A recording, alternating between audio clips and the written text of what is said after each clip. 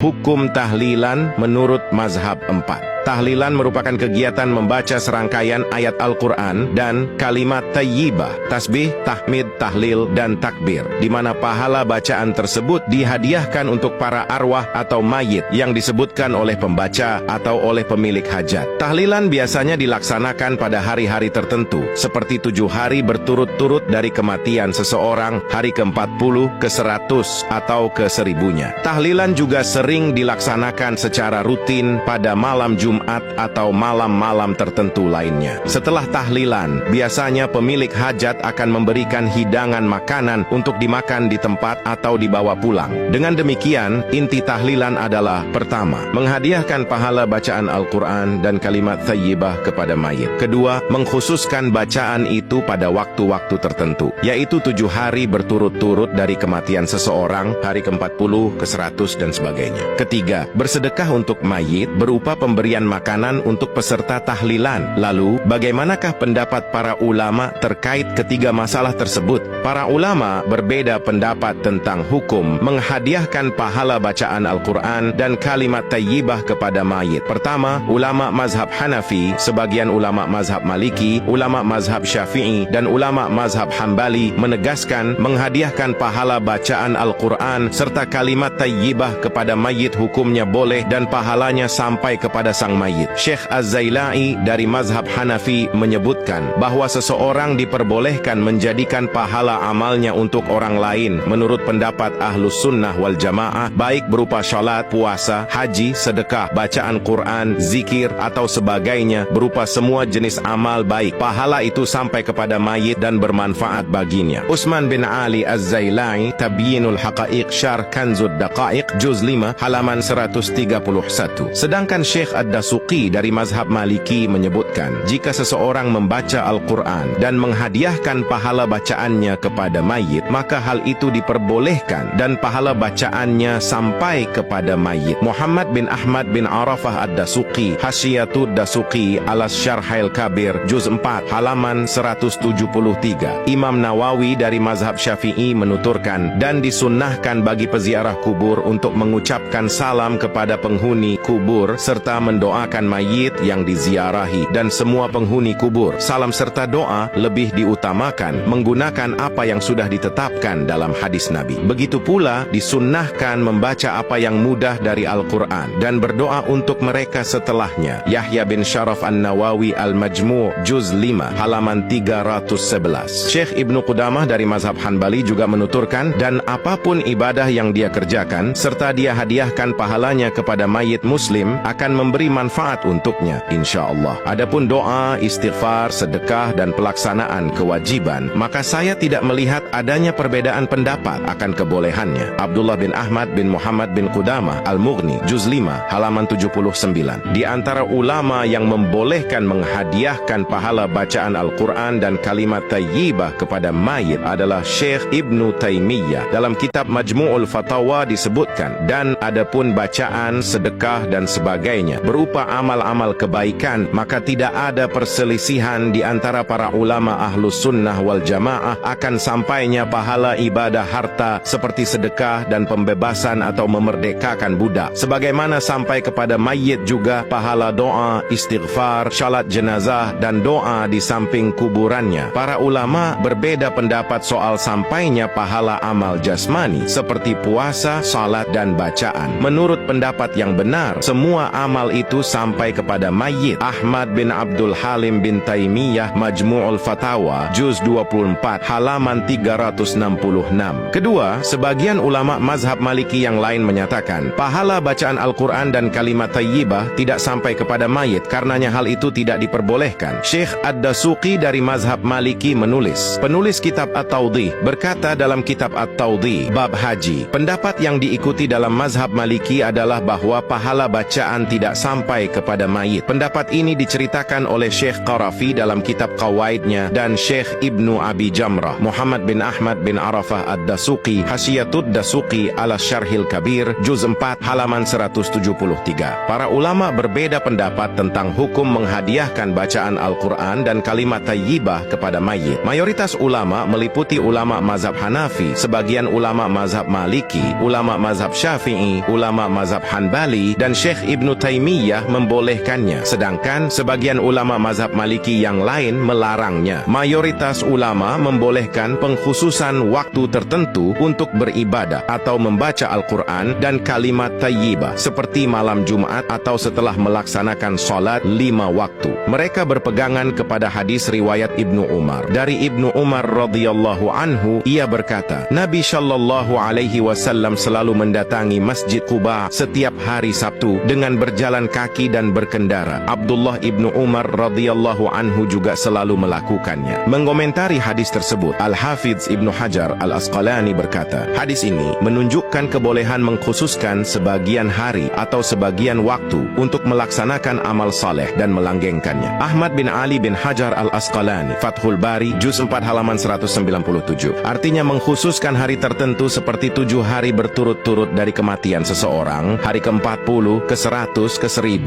malam Jumat atau malam lainnya untuk membaca Al-Quran dan kalimat thayyibah hukumnya boleh. Dan para ulama sepakat bahwa bersedekah untuk mayit hukumnya boleh dan pahala sedekah sampai kepadanya. Mereka berpedoman pada hadis riwayat Aisyah radhiyallahu anha. Seseorang mendatangi Nabi Shallallahu alaihi wasallam lalu berkata, "Hai Rasulullah, sesungguhnya ibuku meninggal dalam keadaan tiba-tiba dan belum berwasiat. Saya rasa seandainya sebelum meninggal dia sempat berbicara, dia akan bersedekah. Apakah dia mendapatkan pahala jika saya bersedekah untuknya?" Rasul bersabda, "Iya." Mengomentari hadis tersebut, Imam Nawawi berkata, hadis ini menjelaskan bahwa bersedekah untuk mayit bermanfaat dan pahala sedekah sampai kepadanya. Para ulama bersepakat tentang sampainya pahala sedekah kepada mayit. Yahya bin Syaraf An-Nawawi, Syahih Muslim Bisyarhi An-Nawawi, Juz 7 halaman 90. Dengan demikian dapat disimpulkan bahwa tahlilan diperbolehkan dalam Islam sebab mayoritas ulama menegaskan kebolehan menghadiahkan pahala bacaan Al-Quran dan kalimat thayyibah kepada mayit, sebagaimana mereka menyatakan kebolehan mengkhususkan waktu tertentu untuk membaca Al-Quran dan kalimat thayyibah. Para ulama juga sepakat akan kebolehan bersedekah untuk mayit. Wallahu a'lam.